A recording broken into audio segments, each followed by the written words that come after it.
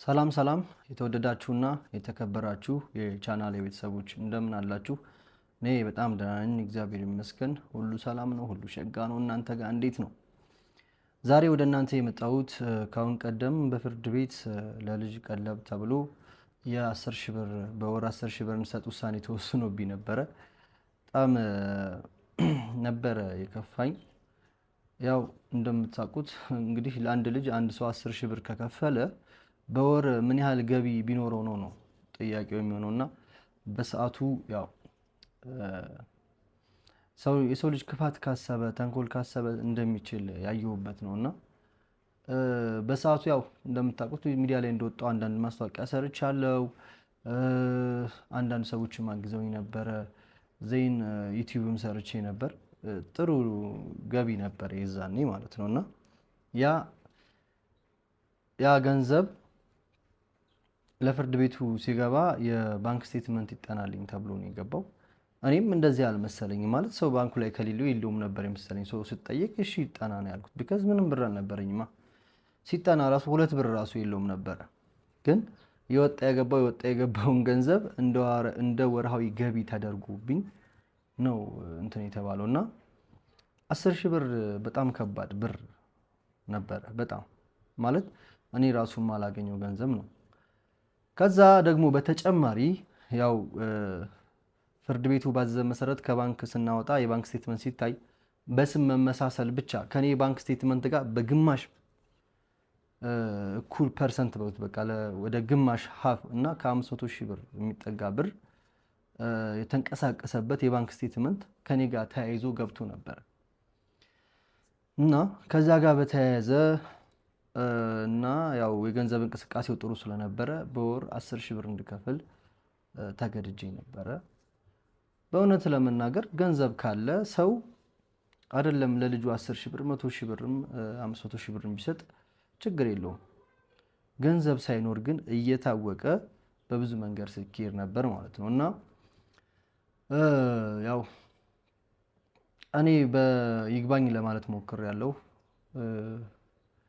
ይግባኙም እንዲጓተት እና ተጨማሪ ገንዘብ ለመውሰድ ሲፈለግ ነበረ። እንደዛም ተሳክቶላቸዋል። እውነት ለመናገር እኔ በጣም ነው የገረመኝ። እንዴት ሰው ለልጁ በግድ የሌለውን እየተበደረ እየተቀደረ ከዛም እያመጣ ይከፍላል? የሰው ልጅ እኮ ልጁን የሚያሳድገው በአቅሙ ነው አይደል እንዴ? እኔና ሼክ አሊሙዲን ልጃችንን እኩል አናስተምርም። እኔና ጎረቤቴ ልጃችንን እኩል አናስተምርም፣ አናኖርም፣ አናበላም፣ አናጠጣም። የሆነ ሰው በቤቱ በየቀኑ ሁሉ ነገር የተሟላ አስቤዛ የተሟላለት ስጋ ምናምን የሚበላ ከሆነ የሆነ ሰው ደግሞ በቀን አንድ የሚበላ ሰው ይኖራል። እኔ ሚዲያ ላይ ስወጣ ልጄን አሳድጋለሁ፣ ለልጄ አባት ሆናለሁ ለመሆን በጣም ፍቃደኛ ነኝ። አባት ነው ያልኩት። እንግዲህ እንደሚታወቀው አባት ለልጁ ምን ማድረግ እንዳለበት ታውቃላችሁ። ፋይናንሻልም ሰፖርት ያደርጋል፣ በአካልም ልጁን በፍቅርም ሰፖርት ያደርገዋል። እኔ እንደዛ ነበር ያልኩት። ነገር ግን ባልተፈለገ አቅጣጫ ሄዶ የኔንም ህይወት ማመሰቃቀል ሌላ ስታፍ ነው የተሄደው። እንደሆነም አክቹሊ ተሳክቶላቸዋል። ቱ ቢ ኦነስት ማለት ነው ተሳክቶላቸዋል። ጭንቀቱ ብቻ ከባድ ነው እውነት ለመናገር። ከየት አምጥቹ ያው ህግ ስለሆነ መታሰር የሚባል ነገር አለ። ገባችሁ? ካልከፈላችሁ ትታሰራላችሁ። በግዳጅ ነበር ስከፍል የነበረው እና እኔ ጣሙ ጠፍቶብኛል። አሁን የምነግራችሁ ነገር ቢኖር ከልጁ ጋር ያው ተገናኝተን አናውቅም። ወደ 7 ወር ምናምን ይሆነናል። ዛሬ 8ኛ ወር ነው። ህዳር ላይ ነው እንግዲህ ቁጠሩት። ከህዳር በፊት ነው ጥቅምት ላይ እንደዛ አካባቢ ነው ልጁ ጋር የተገናኘ ነው። 7 ወር ምናምን ይሆነናል። ልጁም እንዳገኝ አልተፈቀደልኝም። ፍርድ ቤት ቢፈቅድም ገንዘቡን እየተቀበለች ፍርድ ቤት ላይ ይሄ ሰው ወንጀለኛ ነው ልጄን እንትን ይልብኛል ብላ ኢቭን ፍርድ ቤት ላይ ማለት ነው ፍርድ ቤት ላይ ብሩን ከየትም ተበድሬ ወስጄ ሰጠው ፍርድ ቤት ከሚያስረኝ ብዬ። ከዛ ብሩን እንደተቀበለች የተከበረው ፍርድ ቤት የልጅ ጉብኝቱ ይከልከልልኝ ብላ አስገባች። ዩሲ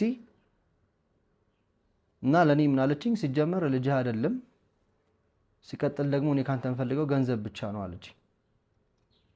ልጁን እንዳይ አልተፈቀደልኝም፣ ግን ከኔ ገንዘብ ይወሰዳል። ገንዘብ ሲወሰድ ደግሞ ያለኝን አይደለም እኮ ተበድሬ ተቀድሬ የምከፍለው ገንዘብ ነው። እንደዛ እየሆነ እኔ ለራሴ ስትራግል አደርጋለሁ። ልጁ እንግዲህ ለልጁ ፍቅር ቢታሰብ ኖሮ ኦኬ ችግር የለውም። ለልጁ ፍቅርም አይፈለግም።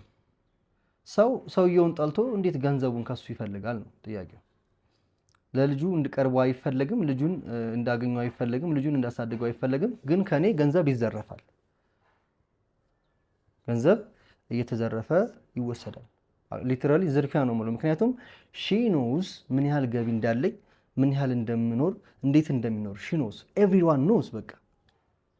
እና በጣም የሚያናድደው ደግሞ ያን ሁሉ እየተደረገ ልጁ ያልፈቀደልኝ ፍርድ ቤት ፈቅዶልኛል። አክቹሊ ፍርድ ቤት በሆነ ቀን እየሄድከው ብሎኛል። ግን ልጁን እኔ እናቲቱ ፈቅዳ ካልሰጠችኝ፣ ስልክ ካላነሱልኝ እንዴት ነው ላይ የምችለው? እየሄድኩ ልጣላ ዜን ልጁን ካመጣሁት በኋላ ደግሞ እዚህ ጋር ቢምቢ ከነከሰው ከሳለሁ ትለኛለች። ምንድነው ደግሞ 11 ሰዓት ካለፈ እንደዚህ ምናምን በቃ ኮተት በቃ የበዛበት ነገር ሆነ። ግን ገንዘቡን ይወሰዳል። ምንድን ነው ያው ዜን ፋይናሊ እኔ ይግባኝ ጠይቄ በጣም ብዙ ተለፍቼበታለሁ፣ ብዙ ተንከራትቼበታለሁ። ይግባኙን ጠይቄ ይግባኝ ቀንሶልኛል። ከዛ ፍርድ ቤቱ ያለፈውን ገንዘብ ክፈል ሲለኝ እኔ ብር አልነበረኝም። ዳኛዋ እግዚአብሔር ይስጣት ይህንን ገንዘብ ቀስ እያልኩ ልክፈል አልኩኝ። ምክንያቱም በጣም ብዙ ብር ነው። እኔ ከየት አመጣለሁ? ከየት አንቺ ነው የምከፍለው ለዚህ ልጅ? ልጅ እኮ በቤቱና በአባቱ አቅም ልክ ነው የሚኖረው። ድንገት የዛኔ በተወሰነ ውሳኔ እንዲህ መስገብገብና የሰው እንትን ማተረማመስ እኔ ተገቢ ነው ብዬ አይደለም። እንደዛ እንኳ ሆኖ ለልጇ ፍቅር እንዲሰጠው ለልጇ አባት እንዲኖረው ብታረግ እኮ አይቆጫችሁም ነበረ? ችግር የለውም ተበደሩም፣ ችግር የለውም ለምን ዕቃም ሽጡ። እኔ አሁን እግዚአብሔር በሚያውቀው ማለት ነው ጓደኞቼ በሚያውቁት በአሁኑ ዕቃ ሽጬ ዕቃ ተነጋግሬ ምን ልክፈል ብዬ ተጨንቄ እዛ ወርጄ እዛ ወጥቼ ለልጅ የምከፍለው ገንዘብ ይህንን ልጅ ምን አይነት ፍቅር ነው ለእኔ የሚሰጠው ብላችሁ ነው የምታስቡት? ስቃይ እየበላው ቴንሽን ውስጥ እየገባው እኔ ህግ ጋር ችግር እንዲኖርብኝ አልፈልግም። ከልጅነቴም ከህግ ጋር ሰው ጋር ልጣላ ምን አልል። ሰው በልጁ እንደዚህ ሲንከራተት አስቡት። ዳኛዋ ምን አለች? ይሄ ልጅ ቀስ እያለ ይክፈል ስትል ጀለስ የሚባል ነገር የለም። ሰርቶ ያምጣ፣ ከየትም ገብቶ ያምጣ። እንደዚህ የሚባል ነገር አለ እንዴ ጋይስ? ሰው እኮ ሰርቶ ለልጁ የሚችለው ነው እንጂ የሚያግዘው ድንገት አጋጣሚ አድቫንቴጅ በመውሰድ ይህን ያህል ድረስ ርቀት መሄድ ተገቢ አይደለም ብዬ ነው የማምነው። እና እኔ አሁን ልነግራችሁ የምፈልገው ነገር ቢኖር ሊትራሪ እዚሁ ሚዲያ ላይ እየተጀመረ ነው፣ ሚዲያ ላይ ነው የሚያልቀው። አይ ዊል ኔቨር ኤቨር ኤቨር ኤቨር ነው የምላችሁ ናቲ ጋር አልሄድም። ናቲን ላገኘው አልፈልግም። በእናንተ ፊት በሚዲያ ፊት እድል እሰጣታለሁ፣ አንድ እድል እሰጣታለሁ። ይህንን ልጅ አባቱ እንደሆነው እንዳሳድገው፣ እንድንከባከበው፣ ከጎኑ እንደሆንለት በምችለው እንዳግዘው፣ እየሳኩኝ ልጄን እንዳግዘው፣ የቻልኩትን እንዳረግለት የምትፈቅድልኝ ከሆነ እሺ ልጄ ላሳድግ። ልጄን ሰኞም አመጣሁት፣ ማክሰኞም አመጣሁት፣ ሮብም አገኘሁት። እሺ ኦኬ ችግር የለውም ባገኘ ፍርድ ቤት በፈቀደልህ ማገኘው። እሺ በሱም ቢሆን ትክክለኛ ፍቅር እንሰጠው ለልጄ፣ የምችለው እንዳረግለት ለልጄ። እንዴት ገንዘብ ላይ ሰው ፎከስ እንደሚያደርግ አልገባኝ። ቢኖረኝ እኮ ችግር የለውም እየታወቀ ነው። እና ምን አይነት በቀል ወይ ደግሞ ቂም እንደተያዘብኝ አላቅም። ዞሮ ዞሮ ልነግራችሁ የፈለኩት ነገር ለእናንተ የምነግራችሁ ያው እዚህ ጋር ሚዲያ ላይ ነው የምነግራችሁ። ይህንን አንድ እድል ሰጣለሁ። ልጁን አባት እንደሆነው እንዳሳድገው፣ ከጎኑ እንደሆነ ፍቅር እንድሰጠው፣ እንድንላመድ እድል ሰጣታለሁ። ይህንን እድል ከነፈገችኝ በጣም ብዙ ጊዜ ጠይቂያታለሁ። እንደውም ልጅህ አይደለም በጣም ብዙ ነገር ነው የምትለኝ። ልጅህ አይደለም የት ያስቀመጥከው ልጅ ነው፣ ያንተ ልጅ አይደለም ምናምን እያለች ነው። እኔ ከአንተ የምፈልገው ገንዘብ ነው እያለች ነው። ገንዘቡ ችግር የለውም። አሁን ፍርድ ቤት ይግባኝ ብያለሁ። አሁንም የቻልኩትን ይግባኝ እያልኩኝ እሄዳለሁ። ምክንያቱም የምችለውን ፍርድ ቤት እስኪቆርጥብኝ ድረስ ቢካዝ ያልቻልኩትን ነገር እየተጨናነኩኝና ትንፋሽ እያጠረኝ ነገ ምን ልሁን ምናምን እያልኩኝ መኖር ስለማልፈልግ ፍርድ ቤት አቅሜን አይቶ ይፈርዳል። ችግር የጊዜ ጉዳይ ነው እንጂ ይህም ቀን ያልፋል። ፍርድ ቤቱም በስተክክል ይሄዳል እና ይሄ መልእክት ለልጄም ነው የሚሆነው። የሆነ ጊዜ መተክ ነገር ከረፈደ በኋላ መተህ አባቴ ለምንድን ነው ትምህርት ቤት ያልወሰድከኝ? ለምንድን ነው ልደቴን ያላከበርክልኝ? ለምንድን ነው እጄን ያላስኪኝ? ለምንድን ነው ከጎኔ ያልሆንከው ብለህ እንዳትጠይቀኝ ናቲ። እኔ ከምችለው በላይ ሞክሬያለሁ። እኔ ከአቅሜ በላይ ገፍቻለሁ። አባትህ እንዳልሆን የወሰኑልህ ቤተሰቦች ናቸው። ያ ግን ፍርድ ቤት የፈረደብኝን ገንዘብ እስከ 18 ዓመቱ እሰጣለሁ። ችግር የለብኝም። ዜን ናቲ ሲያድግ አሁንም በዚህ ቪዲዮ ማስተላለፍ የምፈልገው ነገር እኔ አባቱ እንደሞኩኝ ንገሪው። ይህን ነገር ካልፈቀድሽ ገንዘቡን ትወስጃለሽ። እኔ አባቱ እንዳልሆንኩና አባቱ እንደሞተ ንገሪው። ገንዘቡን ግን ፍርድ ቤት የወሰነውን እሰጣለሁ። ወደፊት ግን አድጎ መጥቶ አባቴ ነህ እንደዚህ ነህ እንዲለኝ አልፈልግም። ቤተሰቦችም ጋር እንዲቀላቀልም አልፈልግም። እኔ የምፈልገው ዛሬ ነው አባት መሆን የምፈልገው። እኔ የምፈልገው የልጄ ፍቅር እንዲዘኝ እሱን ፍቅር እንዲዘው ነበረ። አሁንም እድል እየሰጠውሽ ነው። ይህንን ነገር ካላረግሽ ግን ለራስሽ ጻፊው። ወደፊትም ወደኋላም እንዳትልከው ልጁን ወደፊት ወደኋላ ወደ እኔ ህይወት እንዳትልከው እድል ሰጥቼሻለሁ። ሳያድግ ገና በልጅነቱ አባት ልሆን ነው ብዬሻለሁ። ካደገ በኋላ እንዳይመጣ ገንዘብ አይደል የምትፈልጊው? ገንዘቡን ፍርድ ቤት ድረስ እንሄዳለን። ችግር በፍርድ ቤት እንጨርሰዋለን። ፍርድ ቤት ያለውን ነገር ለናቲ ግን ገንዘብ አባት ከሆነው ጥሩ ነው።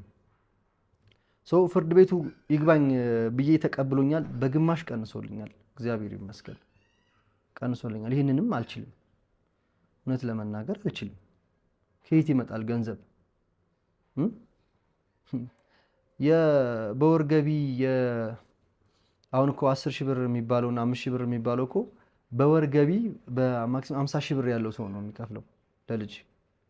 ከየት ይመጣኛል እኔ? እና ለእናንተ ላመጣ የፈለኩት ያው በሰዓቱ ስለነገርኳችሁ እና ስላሳወቅኳችሁ ይግባኝን በዛውም ይፋ ላድርግላችሁ። ሁለተኛ መልእክት ማስተላለፍም ስላለብኝ እኔ ይሄ መጨረሻ ነው፣ የመጨረሻ መልእክቴ ነው። አይ ዊል ኔቨር፣ እግዚአብሔር ምስክሬ ነው። ይሄ አንድ እድል ነው። ልቤ ከደነደነ በኋላ ግን መቼም ነው የማይመለሰው። ለልጅ አባት እንደሆን እድል ስጪኝ። ይሄ መጨረሻ ግብዣዬ ነው። መረሳት የሌለበት ነገር እኔ ቢኒያም ሙሉ በላይ ደግሞ ንጹህ ሰው፣ ለሰው ልጅ መልካም የማስብ ደግ ልብ ያለኝ፣ ክፋት በውስጥ የሌለ ከልቤ ነው የምነግራችሁ። ራሴን ጎድቼ ለሰው ልጅ የምኖር ሰው ነኝ። ለገንዘብ ደንታም ግድም የሌለኝ ሰው ነኝ። ገንዘብ በእኔ ፊት ርካሽ ነው።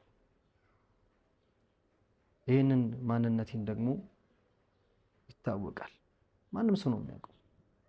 ራሴን ከመጉዳት ውጪ ሰውን ለመጉዳት የምሮጥ ሰው አይደለሁም። ልቤ ይታወቃል። እንኳን ለናቲ አባትነት ለሀገር ምድሩ አባትም መሆን ወንድም መሆን ሰው ነኝ።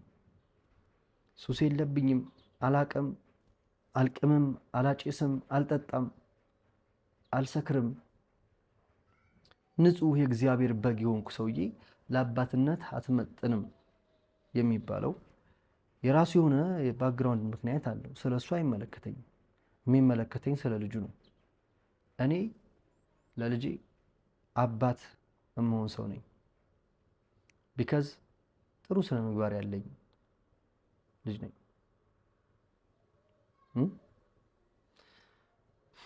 ሶ አባት መሆን እችላለሁ። ሲቀጥል ደግሞ የፈለገ ክፉ ብሆን፣ የፈለገ እብድ ብሆን እኔ ሌባ ብሆን፣ ብሰርቅ፣ ባጭበረብር፣ ሰው ብገድል አባት ለልጁ አባት ብቻ ነው። እውቁ ይሄንን ነው። እንደተባለው ባህሪ ክፉ ቢሆንም እኔ ሌባ ብሆንም ለናቲ ግን አስፈልገው ነበረ። ለናቲ ግን አባቱ ነኝ። ይህ ሁሉ ቆሞ የሚሄደው አባት ሁሉ ንጹህ ስለሆነ አይደለም። አባት ነው በቃ። ለምን ሽፍታ አይሆንም? ለምን ዘራፊ አይሆንም? አስረግጬ ነው የምነግርሽ። አሁን ይሄ የመጨረሻ እድሌ ነው። በፍርድ ቤት የሚሄደውን በፍርድ ቤት እንቀጥለዋለን፣ ችግር የለውም። ግን እኔ ጋር ያለው የአባትነት ፍቅር ለናቲና ናቲ ጋር ያለው የልጅነት ፍቅር ለኔ በእኔና በሱ ነው የሚወሰነው። በፍርድ ቤት አይወሰንም። ፍርድ ቤት ልጁን እንዳፈቅረው አያስገድደኝም። ፍርድ ቤት የሚያስገድደኝ ገንዘብ ክፈል ነው የሚለኝ። ገንዘብ አባት ከሆነው ጥሩ ነው። ይሄ የመጨረሻ መልእክቴ ነው። ለልጁ አባት ልሆን፣ ልጄን ላሳድግ። ከቻልሽ ፍርድ ቤት መጋተቱን ተይና፣ ታውቂያለሽ፣ ገቢ ይታወቃል። ገቢ የሶሻል ሚዲያ ሰው ገቢ ይታወቃል። ኦቤስ ነው። ያው ዩቲዩብ 4 ወር ሆኖኛል ከከፈለኝ ቆይ እየተሰቃየሁ ነው የምኖረው። ግን ቢሆንም ለልጄ አላንስም። ገባሽ?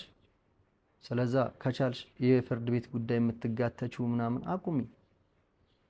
እስኪ ስንት እናቶች አሉ ራሳቸውን አክብረው የሚኖሩ። እኔ እምቢ አላልኩ ልጄን ላሳድግ እያልኩኝ ጭራሽ እልህ ውስጥ ገብተሽ እንደዚህ ከምትኬጂ አሁንም አቁሚ።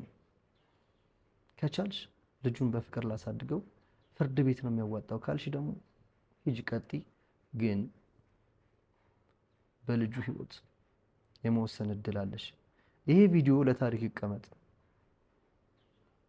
የኛ ታሪክ ኦፊሻሊ በዩቲዩብ ስለወጣ ነገ ተከትሎን የሚመጣ ነገር ስለሆነ ይሄ ታሪክ ይቀመጥ። ዛሬ ግንቦት 8 የተናገርኩት ታሪክ ነው። እናቴም ያየዋል። እኔ አባት ልሁን ብዬ ተከልክያለሁ። አባት እንደሆን ከፈቀድሽ አሁንም አባት ሆነዋለሁ። ለዛውም ደግሞ ለበደልሽኝ በደል ይቅርታ ጠይቀሽኝ፣ ለናቲ ይቅርታ ጠይቀሽ አባት እንደሆን ከፈቀድሽ ላሳድገው፣ ልጁን ላሳድገው። አይ ካልሽ ግን ልጅ አይደለም እያልሽ ቶርች ለማድረግ የምትሞክሪው ነገር ብዙ ነገር የምታደርጊው ነገር አለ። አይ ካልሽ መብትሽ ነው፣ አልጋፋሽም። ፍርድ ቤት ፈቅዶልኛል ብዬ እየተጋተትኩኝ አንቺ ጋር ፖሊስ እየመጣው ናቲ ላይ አልሄድም። ለራሴ ችጋራም ነኝ። ችግር እንትን አልልም። እኔ ልጄ ፖዚቲቭ ኢነርጂ እንዲሆነ ነው የምፈልገው፣ እንዲሰራ እንድነቃቃ ነው እንጂ የምፈልገኝ ፍርድ ቤት ናዚ ናናቲን አሳዩኝ እንደዚህ አድርጉና። ከፍርድ ቤት በላይ ዲቦራ ስለምትበልጥና ዲቦራ ከፈቀደች አባት ሆናሉ። ካልፈቀድሽ ለዘላለም አላገኘውም። ልጄ ነው አልልም።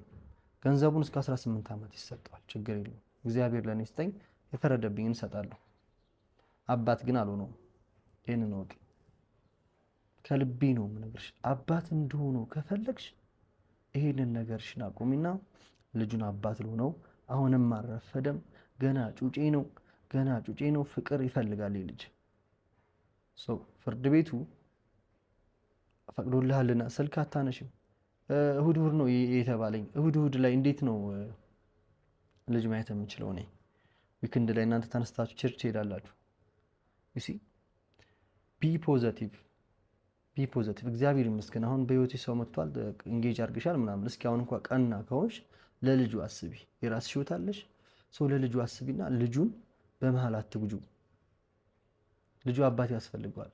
እኔ ሌባ ነኝ፣ እሺ ሌባ ነኝ፣ ግን ለልጁ አባት በሆን ደስ ይለዋል። አባቴ ሌባ ነው አይልም ልጅ። እና የተወደዳችሁና የተከበራችሁ ተመልካቾቼ ያው በጣም ይቅርታ፣ ልናገር የፈለኩት ነገር ሌላ ነበር። ዋሬቨር ኢት ኢዝ ከተናገርኩት ነገር አንድም ውሸት ስለሌለኝ ልቤ ንጹህ ስለሆነ እግዚአብሔር ደግሞ ከጎኔ ስለሚሆን ችግር የለብኝም። ስለዛ ያው ፍርድ ቤቱ ውሳኔውን ወስኖልኛል። በጣም የደበረኝ ግን ፍርድ ቤቱ ያው እንደምታውቁት እንትን አላልኩም፣ ቻሌንጅ ስለነበረው በ10 ሺህ ምናምን ትያት ብር አልከፈልኩም ነበር። እሱ ተደራርቦ ተቀምጦ አሁን ነገ ሰኞ ከፍለና ተብዬ ያው ቃየን ሽጬን የምልከፍል ነው you know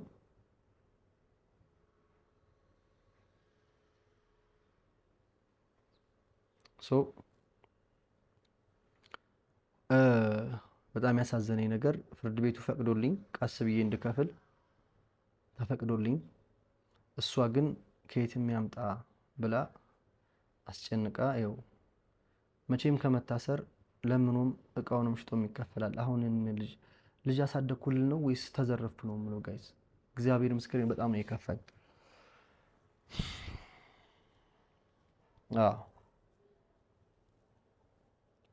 እና ግን በጣም አመሰግናለሁ፣ ይቅርታ አድርጉልኝ።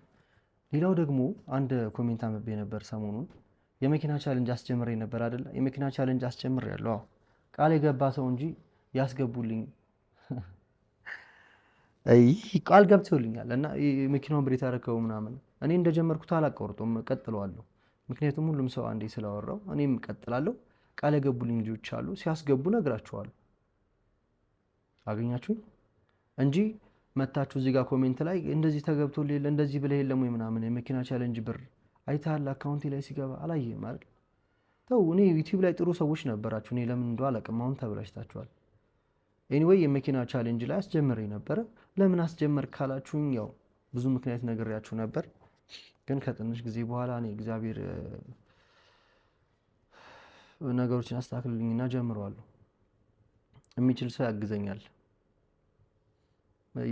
ማለት በጣም ደጋግ ኢትዮጵያኖች ስላሉ ስለሚያግዙኝ፣ ስለ ሰፖርት ስለሚያደርጉኝ እናደርገዋለን። በቋሚነት ጀምረዋለሁ። ለማንኛውም ፍርድ ቤቱ ከ10 ሺህ ብር ወደ 5 ሺህ ብር ቀንሶልኛል እና ይሄ ነው ያለው ነገር። ልጁንም አግኝቼውም አላቅም። አንድ ሰፈር ሆነን ይሄው ነው። እንዴት አይነት ነገር ነው ግን ያለው?